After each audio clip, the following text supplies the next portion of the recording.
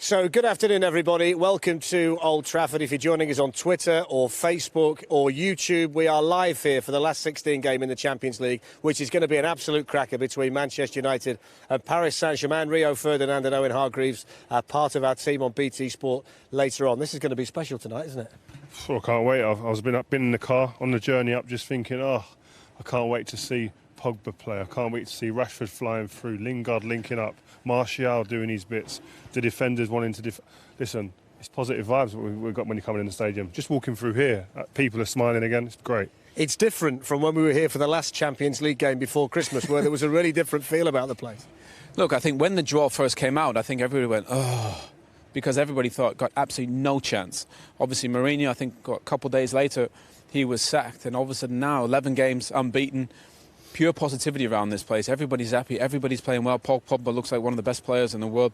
Rashford, Martial, De Gea's making saves.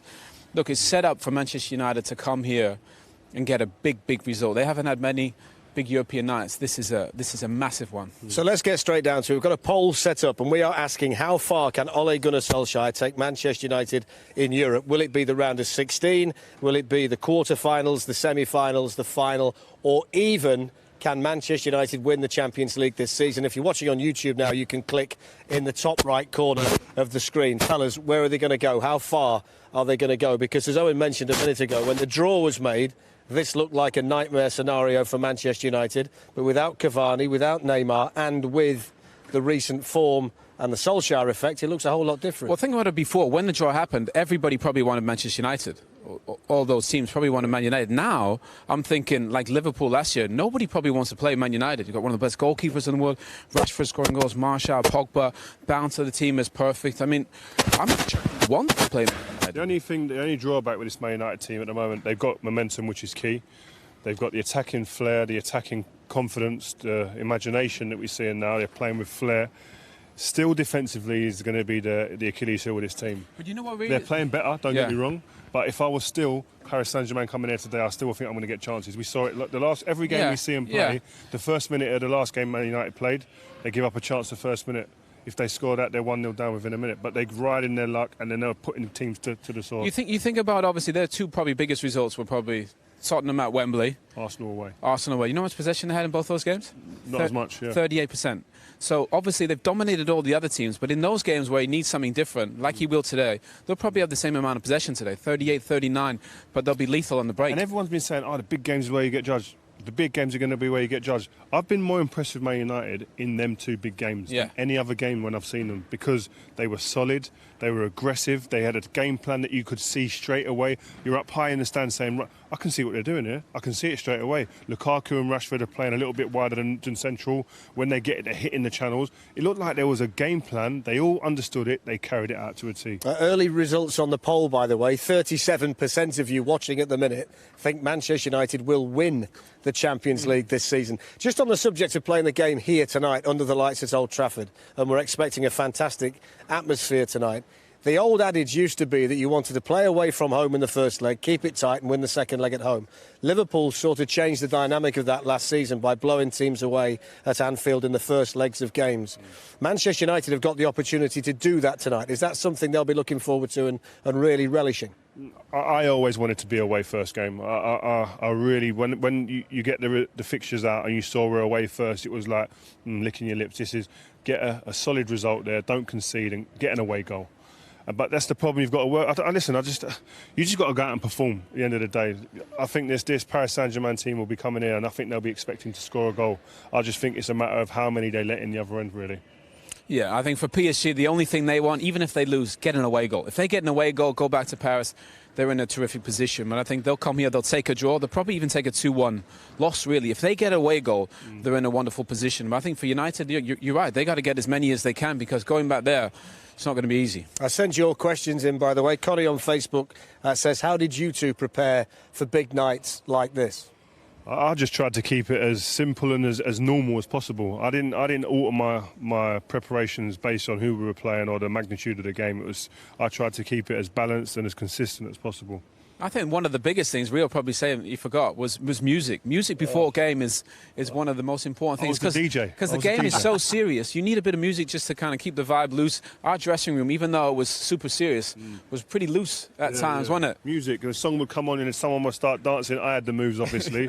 But people would like, oh, what a tune this is. And it was a song at a time. T-Pain Bartender. It was banging in the change room. But I used to make playlists and that. And just think, oh, I can't wait to get in there. It's such a big part of the dressing room, it relaxes isn't it? It people. sets the tone before the game. Yeah. Then you come out here and you get to play in front of all these people and you think, wow, you're just so blessed to have the opportunity on this stage. But that bit in the change room is where you do your normal things and you can relax a little bit. But then once you come out that tunnel there and you hit the white lines and go through... Game face, innit? Game face. And I was superstitious. I've done rituals every single game as similar as possible.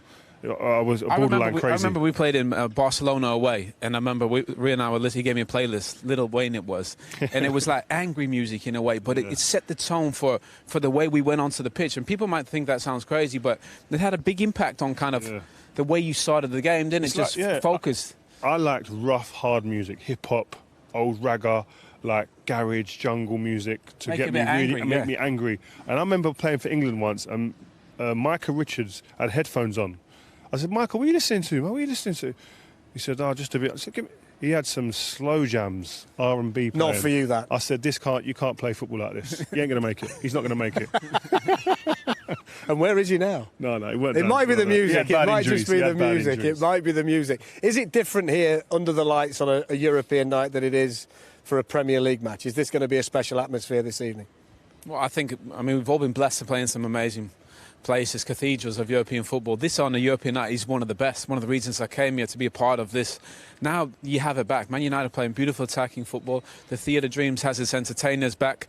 I think we're going to get something super special this evening. And I'm excited to see Mbappe at Old Trafford because that kid is scary. That's the key though, isn't it, Rio? Even though there's no Cavani and there's no Neymar, they've still got a player there, a player that I know you absolutely love. Who could take any team to the cleaners if he wants to on any given night. He's got it all. The kid's he does things that veteran players are still trying to work out. He simplifies the game when he needs to. He makes the right decisions. Yeah, he's going to make the odd mistake because he's still so young, but invariably he makes the right decisions at important times in game. What are they going to do with him tonight, Reece? Seriously? They're going to retreat.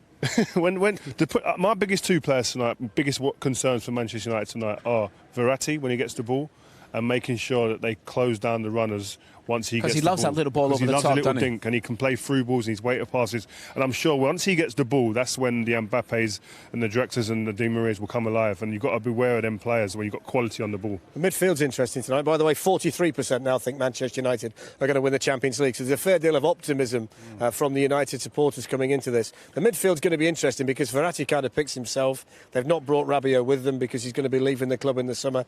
Marquinhos tends to do a job in midfield on Champions League nights, doesn't he? I watched him at Anfield and he done it really, really well. He sits in front of the back four. He sometimes drops in and even makes it a free sometimes when the pressure's on. But he's quick, he's mobile, he's aggressive.